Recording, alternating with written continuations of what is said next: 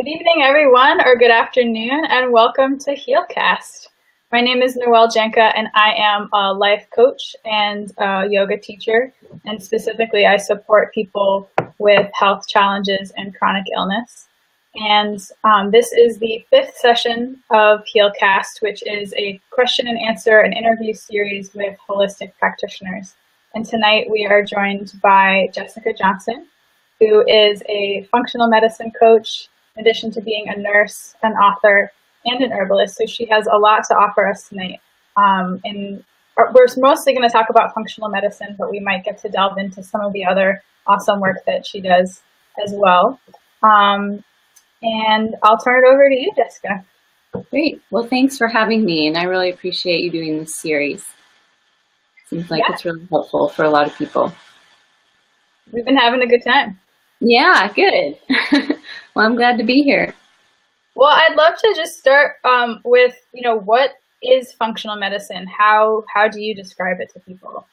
Yeah, it's a good question. It's definitely something that's been around now for over a decade, but I think that it's just starting to climb into a little bit more well-known arena. So the way that I define functional medicine is it's medicine that really tries to get at the root cause of what's going on.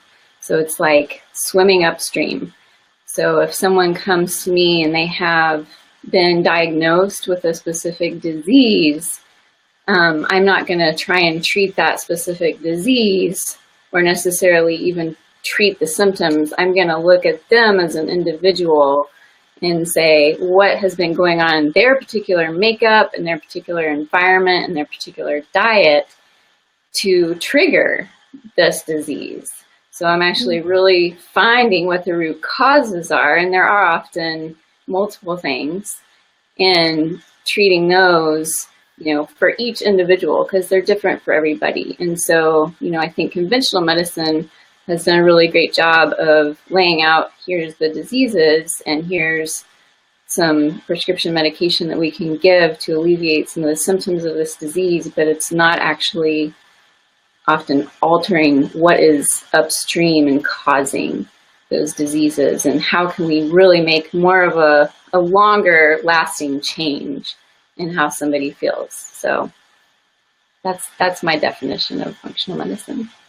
And would you say that that's the biggest difference between functional medicine and conventional medicine, that it's getting at the root cause and not just treating the symptoms? I would say that is definitely one of the biggest differences. And I would also say the methodology. Functional medicine has some really specific methodologies to find out, like, what is upstream here? So there are specific tools in our toolbox. For example, we have like a functional medicine timeline, and that's something that I do first with every client that I talk to. And it's literally, a timeline laid out where I start putting all the puzzle pieces of that individual person in front of me to start creating the picture. And it goes back, to their time of birth.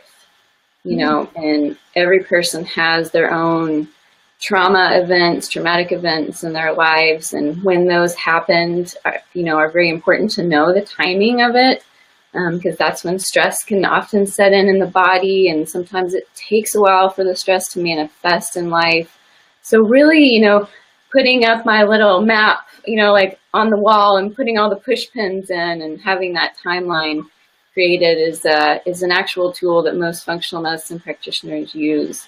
And I would also just mention briefly too that often lab testing is really different between functional medicine practitioners and conventional medicine practitioners. Functional medicine will look at a wider scope of lab testing. For example, they might do some food sensitivity testing, or if they're testing the function of someone's thyroid, TSH is just a marker that often is looked at for thyroid function in conventional medicine, but functional medicine also wants to know the markers of what's your T3, what's your T4, what's your T4 free, because those also give a larger picture of what the whole system is doing And that's what we want to know, is like what's going on in the whole system, not in just this one little place. Mm. Okay, so it's a combination of different testing and really looking at the person's whole history, not just sort of their recent past. Yeah, absolutely. And there's a few other little tools, and I'll mention them as we go along. But yeah, just a few different methodologies. Mm-hmm. Marvelous. Well, I'm going to ask more questions, but I just want to tell the folks that are watching, you can start typing in questions that you have for Jessica at any point, and I'll start to ask them as we go along. Great. Yeah. And so can you say a little bit, Jessica, about how a functional medicine appointment might feel different from what people are used to if all they've ever done is conventional medicine? Yeah, it's going to be longer. You're going to have a lot more time with your practitioner or your, whoever it is, because there's really a variety of practitioners in this world. You can have functional medicine physician, you can have functional medicine nurse practitioner, functional medicine nutritionist. But across the board, you're going to have a lot more time with that person that you're seeing. Usually it's pretty standard for the first appointment to be 1 or 2 hours with your practitioner. And like I said, it's really diving deep into your personal history. And then also going over, exactly what's been going on in the present for you. So it's really, you're being listened to, and I think that can be a bit of a difference where sometimes, when you go into your doctor's office, you're being educated a lot, and you do get a lot of education in functional medicine realm. But I think first and foremost, it's really about you being heard. And, I think that most functional medicine practitioners come from a perspective that you know your body, when something's happening, and they're going to believe you, and they want your input. So it's like you're really working as a team together to try and investigate, what's going on in there. That sounds nice. I know I'm not alone in the camp of people that feel like their doctors don't hear them when they try to say what's going on. So that sounds really nice. Yeah, absolutely. And I would say it goes both ways too. Practitioners like myself, I went to nursing school and realized, working in the emergency room or doing acute care or conventional medicine really wasn't the way I wanted to be practicing medicine. I want to spend more time with people. So, you find those practitioners who want that also, They're like, please spend more time with me. And they're able to in this kind of model. So they're happy about it too. Nice. Great. And are there particular diseases or ailments that in particular are well served by functional medicine? Yeah. Really any kind of chronic illness. And, by chronic illness, I just mean something that's stuck with someone for a long time that, maybe has built on itself and gotten worse, or maybe something, someone with an autoimmune disease, obesity, diabetes, chronic fatigue, Lyme's disease, issues with mold and other toxins, really, and also just general malaise. Generally someone comes in and says, something's off with me. I don't have as much energy as I used to. I can't seem to get out of bed some days.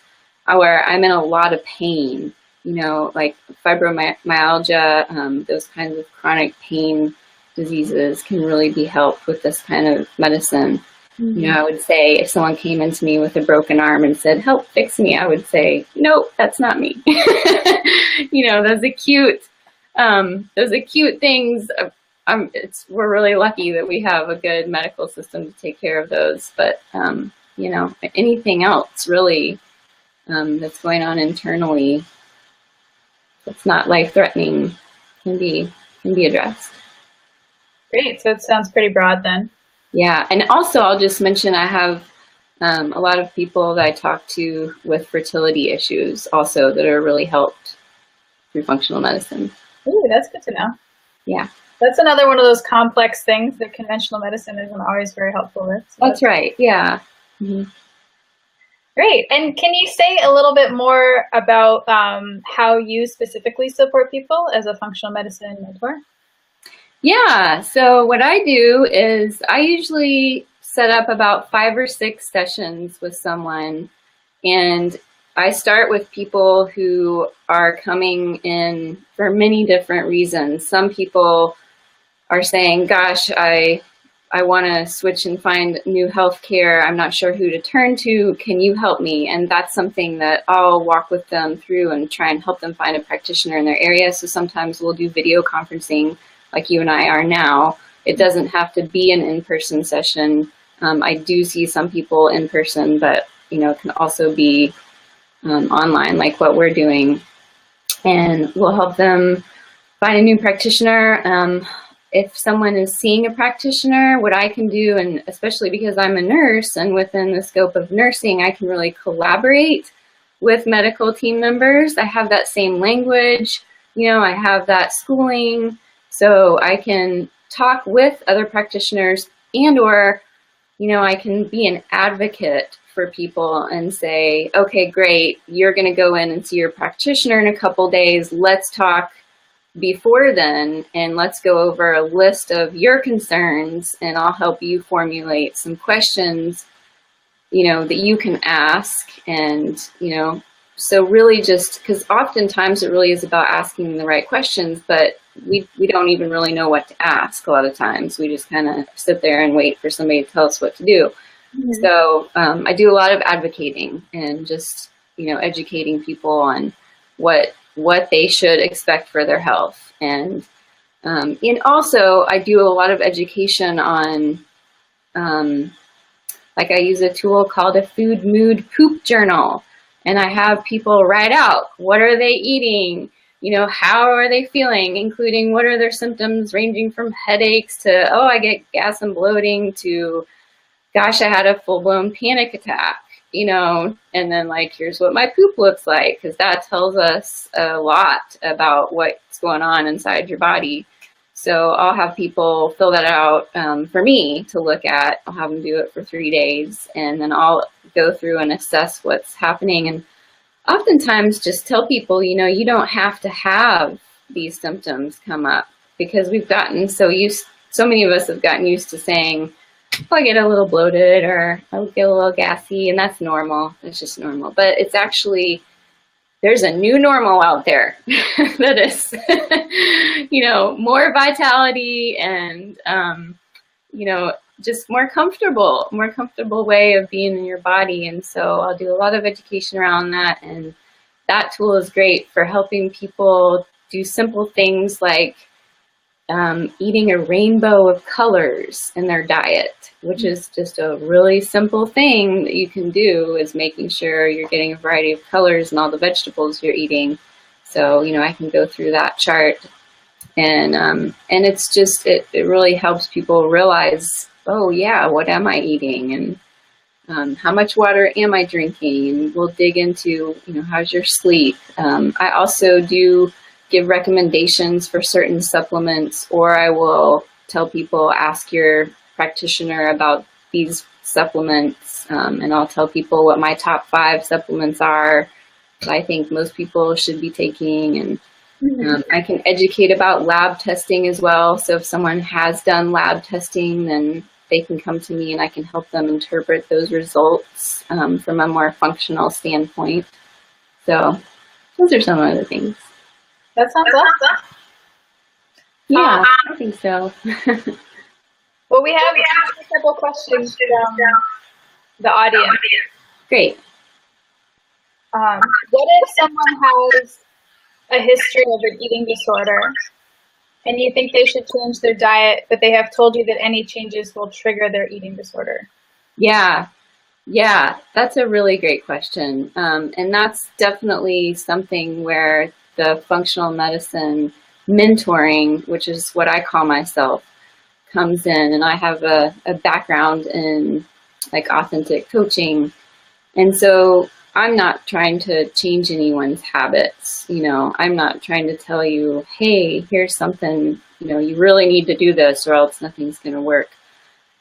What I want to do is help bridge the gap between here's my intention of where I want to be and here's my behavior, and help people figure out how to best get there. Because if someone has a history of an eating disorder and you say, okay, now you have to do this diet, and that's just going to trigger, well, now I just feel like I want to go binge on everything because you're telling me I'm supposed to cut all these things out, then that's not going to work for that person. So that's something where we work together to say, what's one step? What's one small step that you can take that'll help build the bridge between what you really want and what you see yourself as versus, where you are right now.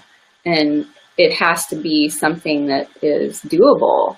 There's not a one size fits all for anybody. So I would say, and diet is really one of those things out there too, isn't it? Where we're hearing about so many diets. There's the Whole30 diet, there's so many. There's the paleo diet, there's go vegan, there's all of these things, and there is a lot of emotional stuff around food. We were all raised very differently, and we have a lot of emotional stuff going on with eating. I mean, I know I do. And so let's talk about that. That's the kind of stuff that, I'm here to listen, and, I'm interested in, if you want to make a change, what's doable for you? What do you feel like is something that maybe has worked for you in the past? So, we just kind of start with asking each other questions and really diving in and finding out what the best answers are together. And it's really about just building that trusting relationship. It really is. It's like, we're in this together kind of thing. That's why I kind of call it a mentorship, is we're in it together. I hope that answers your question. Thanks for that question. Yeah, and I'm not sure if you can speak to this one or not, but the question is, do naturopathic therapists exist, like a mental health counseling from a naturopathic perspective? Yeah, if I understand the question right, I think what that question is asking is, can things like maybe anxiety and depression, more things we think of as more of mental health issues, can those be addressed by a naturopathic physician? Is that maybe how you read that question? I think so, yeah. Okay. Yeah, so I can tell you actually a little bit about my own personal story. Yeah, please. Which I think would help give the answer to this question. So for myself, I was at this point where I was having panic attacks maybe once or twice a year. I had no idea what they were. I would just be somewhere and all of a sudden feel very detached from what was going on. It was really hard for me to breathe. I felt like I was going to fall over and maybe have a seizure or die. And it was so scary. And I didn't think that I was a very anxious person, but so many people kept saying that really sounds like anxiety, sounds like a panic attack, and so my therapist at the time recommended a psychiatrist. I was living in Colorado at that time, and then she recommended a psychiatrist who was known to use more natural supplements rather than using prescription medications to help alleviate things like anxiety and depression. He was incredibly overbooked. I couldn't get in to see him, but there was a nurse practitioner that worked in his office, as well as a naturopathic doctor who worked in his office. I opted to just go see the nurse practitioner and told her what was going on. And she said, oh yeah, that sounds like you've got some kind of an imbalance happening. We're going to run some tests. I'm 100% sure that I can help you. And I was really skeptical because I was one of those people who had been everywhere and tried everything. and nothing worked. You know, I had been to see acupuncture, and it would work up to a point, but like I really wasn't getting that more long-term solution that I wanted. Mm-hmm. And so I said to her, well, I can't believe you just told me you feel like you're 100% sure. I really don't know if I believe that. I've got to be honest with you. Like, I've tried so many things, and I just think this is the way I'm going to have to be for the rest of my life. And she was just like, I hear you, and like, stick with me. And if you can, you know, work at this, then we'll do it. And, you know, we had my adrenals tested, which it turned out really weren't functioning well at all. And that's, you know, adrenals are all tied into hormones and, you know, the brain chemicals, and all of it's tied together. So she formulated a plan with me, got me on some supplements that helped me just get more energy, helped me feel a little bit more balanced. And then I did a lot of work personally with my diet over years to dial that in. And, you know, it stopped happening. And so that was specifically a psychiatrist's office that I went to for those kinds of symptoms. And then, you know, realized, oh gosh, you know, I had taken antibiotics a lot as a kid, and I had been on birth control pills for years and years, and I had kind of just really disturbed the balance inside my body that was causing a lot of these mental health issues. And it took a while for me to find the right place to go to, believe in it, and do the work. But once I did, I was really thankful, and that's really obviously what brought me into this work, is because it's what really worked for me, and I want to help other people get to that. So that was kind of a long answer to that question. But yes, I think mental health issues can be addressed by working with naturopathic physicians. Absolutely. Mm-hmm. And how does naturopathic medicine map on or not map on to functional medicine? Yeah, it's a great question. And I don't know that I would love to have a naturopath with me in the room, you know, for us to kind of go back and forth to answer this one. Because I have a lot of friends who are naturopathic physicians, and from my understanding, you know, naturopaths can really go down many different roads. I mean, I know some naturopaths who use a lot more hands-on healing, and some who kind of do the more conventional sit in a room and chat with you and maybe prescribe supplements and this and that. What I will say, though, is that what I mentioned at the beginning about functional medicine really having specific modalities is there really are specific tools kind of across the board. That functional medicine timeline, there's a functional medicine matrix, which is just kind of, again, it's a tool that helps us look at every single aspect. I'm like drawing little petals because that's how I think of it. All these different little aspects of what could be going on in someone's life. And plugging all of their history in and really making sure we take the time to investigate every single area of it. So I just know that there's kind of some specific tools involved with that. I think that's pretty much all I can say about it. Okay. Well, that's good to know that that's going to be consistent across all functional medicine and probably not in naturopathic medicine. Yeah. They may have their own tools, though. I don't know. Yeah. Here's another question from the audience. What is it like to see a functional medicine specialist for an undiagnosed chronic condition that many doctors have tried to treat without success? What is it like to see one? Yeah.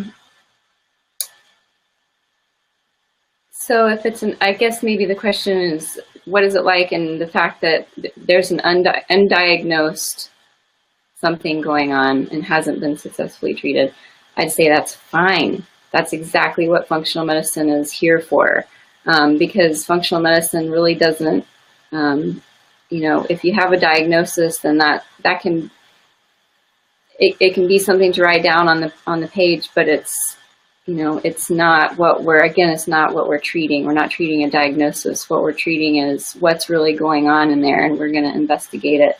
And I would say,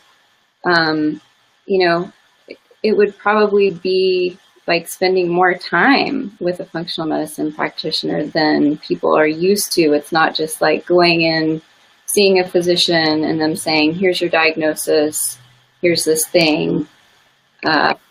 It's like you go in, we kind of do some troubleshooting, we try some things, and it really requires putting in the work, of trying to figure out for yourself, okay, how can I take some steps to maybe cut gluten out of my life, if that's what may help me heal here. And, functional medicine practitioner is going to really stick with you through all those stages and through all those steps. And they're not going to give up. It's not just going to be like, well, I really don't know. I'll refer you to so-and-so. Like, functional medicine practitioner is like, okay, if you're not feeling better, we're going to keep going here. We're going to keep digging deeper. So that's what I would say is they're in it with you for the long haul. That sounds nice. Yeah. Here's another question.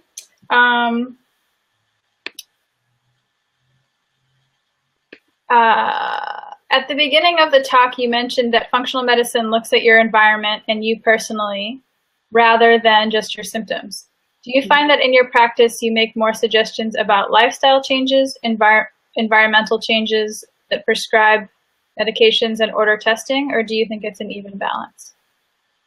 Well, I don't prescribe medications because that's not within my scope of practice as a nurse or a functional medicine coach. So I don't prescribe medications. I do give suggestions for supplements, which is along those lines, but I don't prescribe any kind of medications. Yes, I do make a lot of adjustments with people for lifestyle changes. That's definitely, it's so great because so many of those things are free. It's like, okay, when can you find 10 minutes sometime in the early morning hours to get outside in the sunshine? It's free. When can you find a day or two to go take a walk outside? It's free, and it's hard. It's hard to change habits that we have grown up in, and, we have a lot of cultural things around. And so it's really, again, it's so individual, every person is different. It's not just like, well, I tell people, every single person they should be walking around their block, but it's like, where do you love to go that you would go walk? Maybe you like to go to the botanical gardens or an arboretum or wherever it is. So there's definitely a lot around food. I find myself working with people very heavily around food issues and, trying to figure out what is triggering inflammation in themselves as far as foods go, because it's different for everybody. It's not just like, oh, if you cut out these 5 things, you'll be well. Every person's body is different.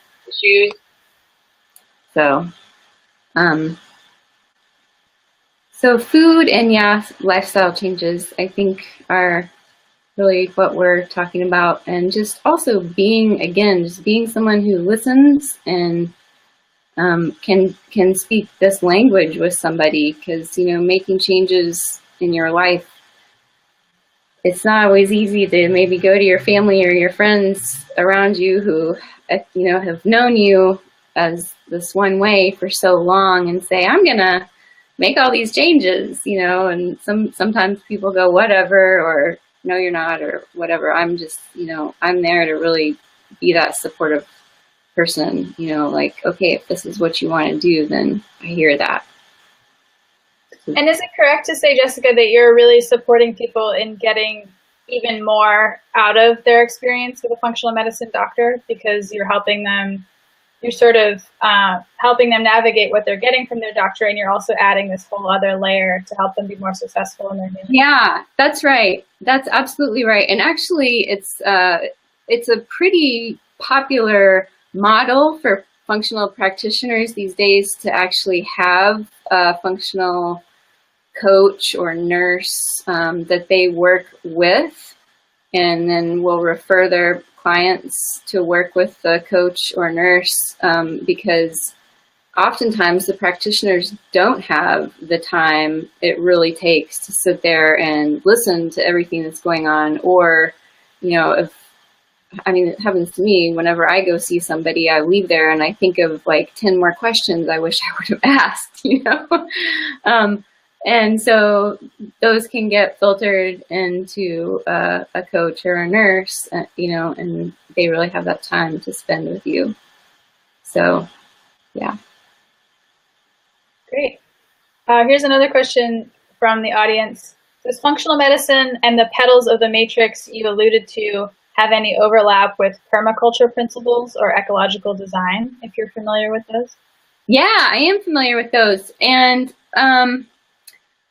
not necessarily, they're not necessarily worded the same way, but I love that question because, really the way that I like to think of all of this is that I think of this as environmental medicine in a way, because we have this whole inner ecosystem going on inside of our bodies. And it's just like what's going on, using permaculture as an example, it's just like what's going on from, down in the soil up through all of the plants, and, what beneficial microorganisms, help this plant grow, or it's the same thing. We have an inner environment, and we do need a lot of those same principles of permaculture in our outer environment. We need all those same principles inside of ourselves. We need enough water, we need enough movement, we need enough sunshine, and all of the vitamins that come from the sunshine, and all of the vitamins and minerals that come from being fed in a good way. And, and I think about, as far as like using pesticides with gardening, and how that can alter plants, and, how that can alter things inside of us when we're eating that stuff and putting that inside of our bodies. So, I don't know the exact names of all of the permacultural principles, and that they overlap with the same exact names of the matrix petals, but yeah, I think of it as, it's environmental medicine. Great, I love it. And I actually wanted to ask a follow-up question about the timeline that you talked about in the beginning. When you have that information about someone, sort of what does that help you discern about them, or how does that support you in supporting them? Like, what kind of things are you looking for? Yeah. So starting with around birth, it really depends on if someone was born vaginally or if someone was born via C-section, because we know now that going through the vaginal birth canal, we get a lot of beneficial bacteria from our mothers that serves our own immune system. Whereas if we don't get that chance to be born that way, and we're born cesarean section, then maybe that can speak to a weakened immune system. So it gives us clues like that. And I would say another example too is, I don't know if you're familiar with ACE scoring. It's ACE. ACE is too high. You can Google it. It's this really wonderful physician woman who has studied the effect of trauma and childhood trauma specifically, and how that can affect our physiology, and, long-term health. And so, for example, if someone's parent died when they were very young at 5 years old, that's a very traumatic event, and that starts to shift things for people. So that gives me a clue of saying, okay, I know that your body has had to deal with some stuff for a very long time. And so, I'm going to want to nourish like especially the adrenal glands. So they're that long-term monitor of keeping things in balance. And, you know, when things get stressed, you know, adrenal glands can be affected by that, or at least the functioning between the hypothalamus pituitary adrenal axis can really get affected. And, you know, and thinking about things like that, when I find clues like that, just even doing some simple breath work exercises or some like 2 to 5 minute meditative exercises can start to rewire and calm our system. It just allows our system to be more in that rest and digest state rather than that fight or flight state, you know, which, you know, we've gotten triggered many times throughout our lives into that fight or flight for whatever reasons. That gives me a lot of clues as to where this body has been physiologically and what things might help to calm it down. Does that answer your question? Yeah, definitely. We have another audience question. If there was one takeaway or one change you could suggest to anyone, no matter their personal health situation, what would it be? I get this question and my mind goes, I can't think of just one. It really depends on, you know, what somebody's situation is. And I'll just say, for example, if someone is living in a house that has a whole lot of mold in it, I would say to them, your one thing would be try and figure out how to get out of that house, you know, and get away from that mold. If you're living in an area where you've got toxins, like maybe heavy metals, lead in your drinking water, I would say your number one thing is get a water filter, you know, and so you don't have those heavy toxins going in. So I guess I look at, you know, maybe where is the area that is the densest with perhaps some toxins coming into the body, and that's the one that I would try and target. So sometimes that's food. Sometimes, you know, people live, you know, really clean lifestyles of eating organically, and they have water filters and they get enough vitamin D, and, you know, they live with clean air, you know, and they get some exercise, but they're still feeling a lot of brain fog and low energy and depression. And I say, okay, you know, how does it feel to think about cutting out gluten from your diet? That would be the one thing that I would start with targeting. So I'm sorry I can't give you just a one across the board thing, but really depends. It sounds like evaluating and taking action on your, whatever the biggest offender is in your toxic load would be like where you'd want to start. Yeah, absolutely. Mm-hmm. Yeah, and you know, sometimes too, this is worth mentioning, I think just,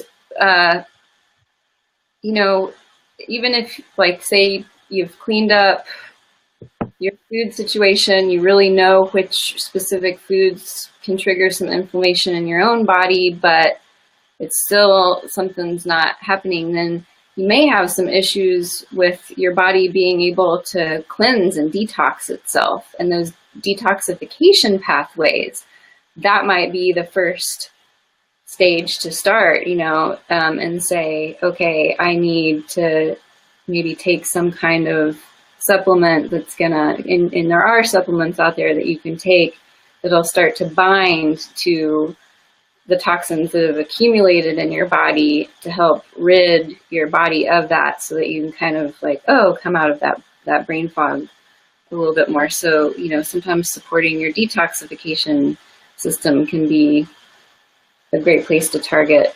I'll say for myself personally, when I went to see the nurse practitioner and I was, you know, at this point of feeling like I was going to fall over and die, and I really had gotten to the point where I was feeling it every day. I was white knuckling it through every day. You know, I could barely drive.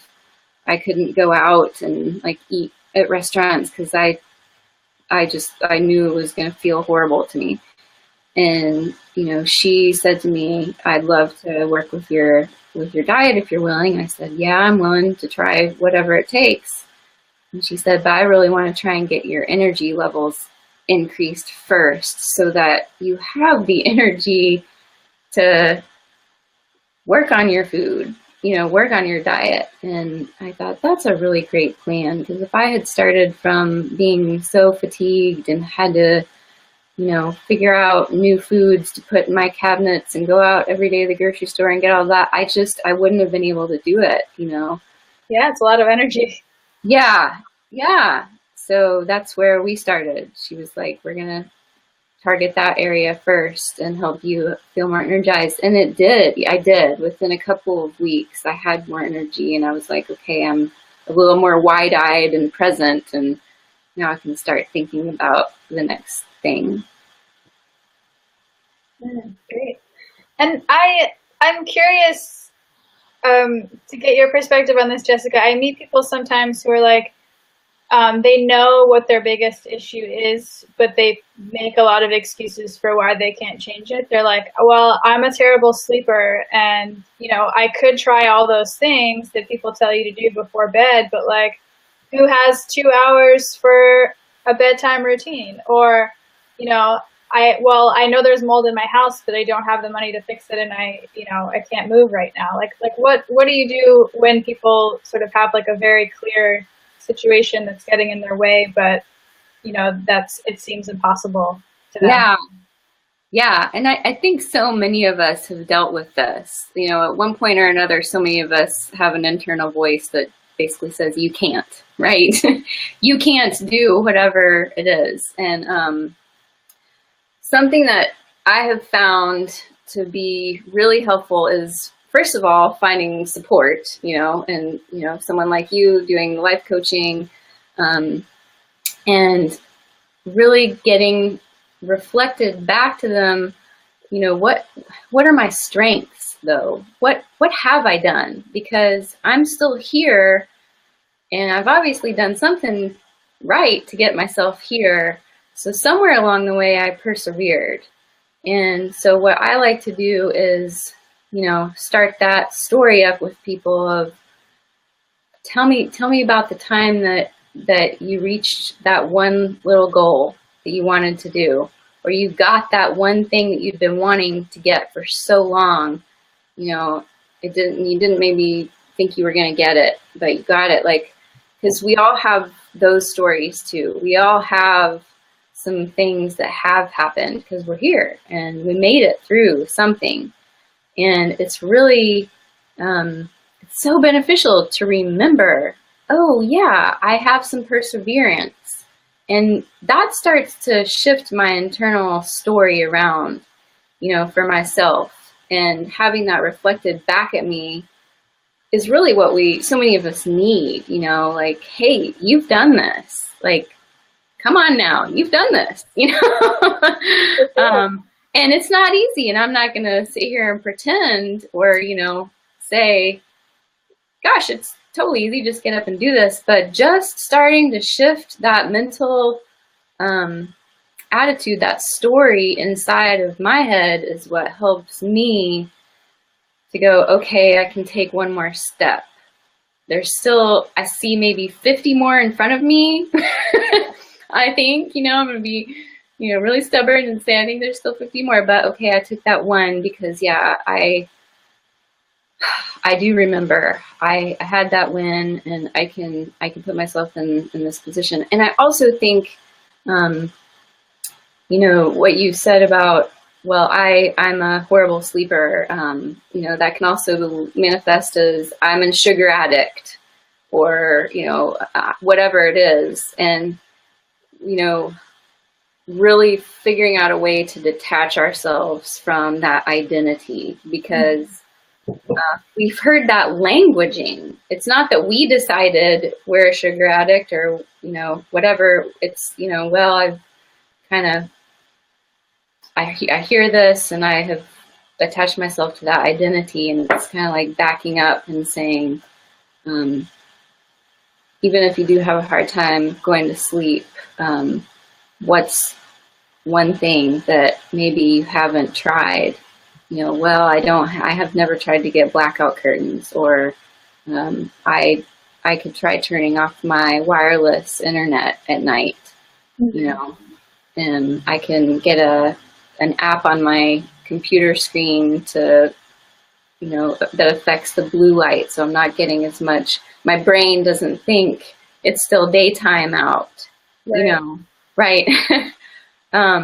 So figuring out a way to work through that story in a different way, and it's. Can I say one more thing around that? Yes. Okay. I think it's really, it's easy. I don't want to say it's easy, but it's very possible to feel hopeless, especially with chronic illness and things that have been going on for years and years and years, and you've gone to see so many people. I'm not right. The story for me is like, I'm not sure I'm ever gonna be able to live apart from this feeling again. My life will just be like this forever. And so I've lost some hope there, right? And so really what I want to glom onto is the person with the hope. Like, seek that person out, whether that is a friend or a family member or some kind of coach, find that person and just say, I need your help.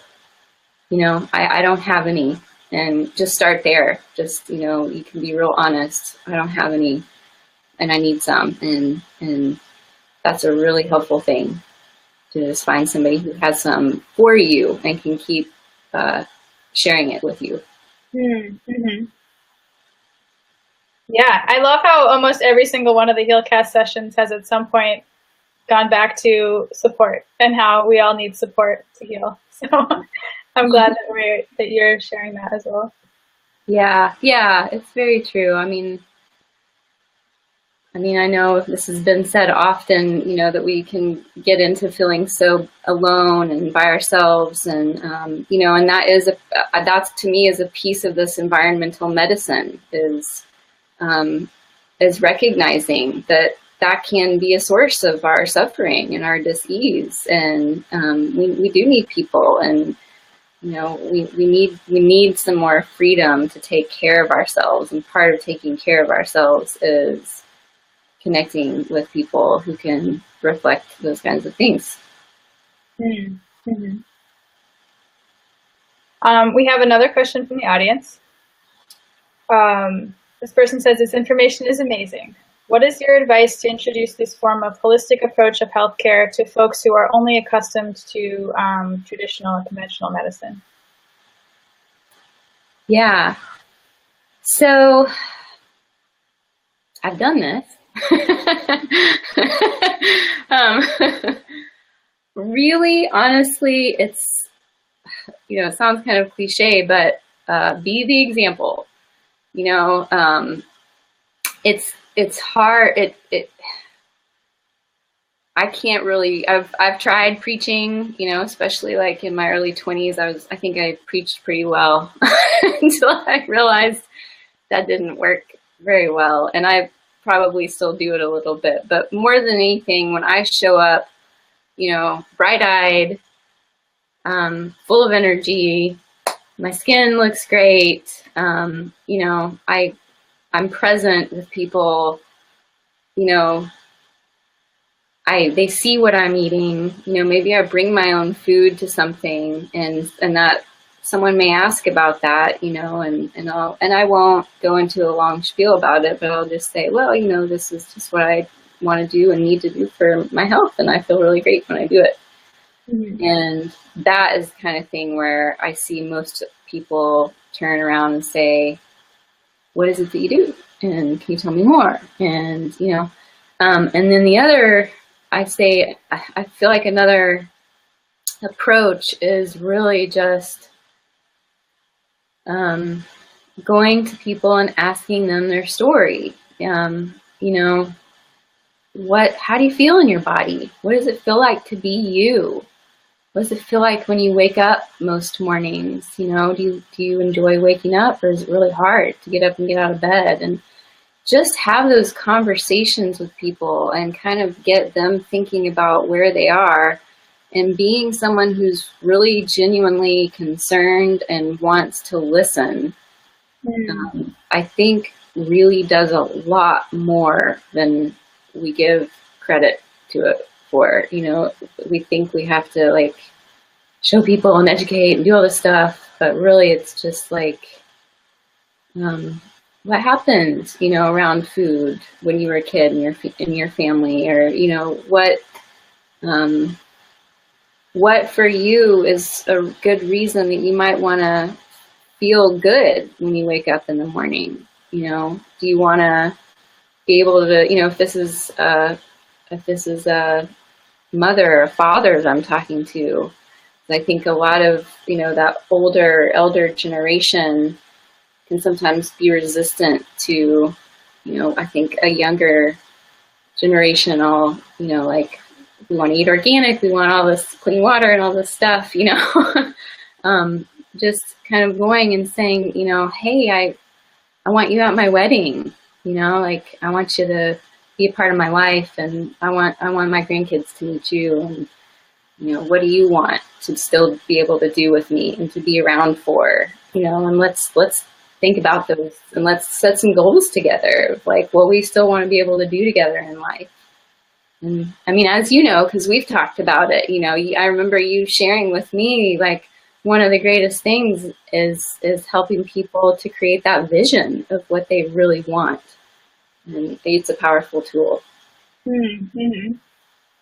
Yeah, and just in case it's useful to the person who asked that question, I would just add too that I like to ask people, if they're just, you know, really into, you know, conventional medicine, is the treatment that you're getting really satisfactory? Is it serving you? Because like, sometimes people actually really want to get to the root cause, and they don't know that there's this other option like functional medicine that can help them get there. So I think that that's like such a thing for people to see, is like, oh, no, root cause, you know, it's like, yeah, such a beautiful thing that functional medicine offers. Yeah. This might be a good time too to talk about some resources that I would point people to also, because, you know, when you just tell somebody about something, you say, go Google this, then sometimes they will, you know, and that can be a great starting point. So I would say some of my favorite functional medicine practitioners are Dr. Chris Kresser, and his name is Chris, and his last name is Kresser. And he is amazing. He puts all kinds of educational material up online. It's like you could go and learn how to be a practitioner yourself through the amount of information he puts up. And again, it was Dr. Chris Kresser. And another one is Dr. Amy Myers. Amy is A-M-Y, and then her last name is M-Y-E-R-S. And she, again, has, you know, whatever kind of, if you want to Google some kind of a diagnosis, disease, or just condition or certain feeling in your body, she's got a lot of information. If you're curious about what your lab tests are, maybe you can't afford to go see a practitioner, she's often got what the functional ranges should be for your lab tests, or what she recommends. Or if you can't go to a practitioner to have them order the lab tests that you might want ordered, she also has a lot of resources on her website of lab testing that you can order on your own, by yourself. So then, say, for example, you get that lab testing done, then you can reach out to, like, me or a coach and say, I've had this done, will you help me interpret them? And to follow that up too, there is make sure I'm getting this right, it's the Functional Medicine Coaching Academy.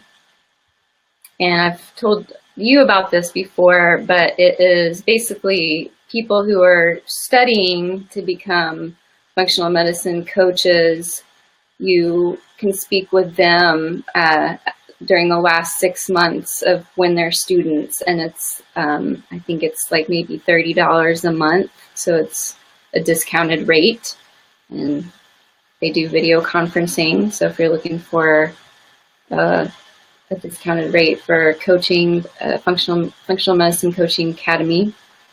Also, the Institute for Functional Medicine. That's a kind of the hub of where all of this started and got spread out from. And they have a tool on their website called Find a Practitioner. So you can type in your city and state zip code, and then it'll list a bunch of practitioners within a certain mileage range that you decide to go to. And honestly, the ways that I have done it for myself is I type in functional medicine practitioner and my insurance company, because I want to be able to be seen by somebody who takes my insurance, and some of them do. Not all places do, and when I first started seeing someone, she did not, but I valued my health and said, that's what I'm spending my money on at this time. Mm-hmm. And there are some functional medicine practitioners out there who can accept Medicaid, so Google Medicaid in with functional medicine practitioner, see what comes up. There might be somebody in your city. And then I'll just say one more doctor, Dr. Jill Carnahan. Jill is Jill, and Carnahan is Carnahan. I believe I spelled that right. And again, she's got a lot of information on her blogs, and she's out of Colorado. She's just a superior clinician, and she brings a lot of the spiritual aspect into her work as well as the scientific. She's a nerd in both regions, and I really love that about her. So I put all of your recommendations in the chat for anyone who's interested. Perfect. All the links are there. Yeah, those are great start. That's so much. You'll have so much to go on with all those things. Yeah. And what if somebody wants to work with you, Jessica? Yeah, so you can contact me with my email address, which is functionalmedicinementor@gmail.com. It's functional medicine mentor, just all one thing, @gmail.com. Or you can also go to my website, which is the same thing, functionalmedicinementor.com. And I'm happy to. I'm really happy for you to email me or sign up through that website, and we can set up a time to talk by phone or online or in person if you're in Portland, Oregon, and I can see where you are. And even if you just want some help finding a practitioner for 20 minutes, I'm happy to do that, or if you want to set up like a series of sessions, then we can do that as well. This has been so great, Jessica. Thank you so much. Yeah, absolutely. Thank you. Thanks for all that you're doing. Oh yeah, it's my absolute joy. I just want people to know that amazing holistic practitioners like yourself are out there. Yeah. Woohoo. And is there anything else that you want to share with our audience before we say goodbye?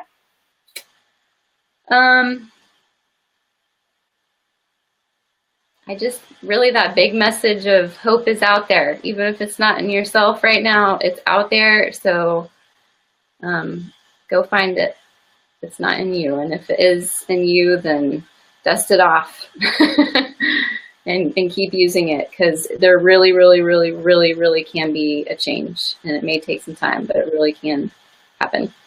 Well, you're getting a lot of love in the chat, Jessica. Thank you so much for taking the time, and we're so grateful for you and your good work. And for anyone who's watching, this is the last session in this, first series of Healcast. But if there are other practitioners that you want to see, or if you have any feedback for me about the series, please, comment on the Facebook thread or send me a private message. I'd really love to hear what else you want to learn about. But thank you, Jessica, and good night, everyone. Good night.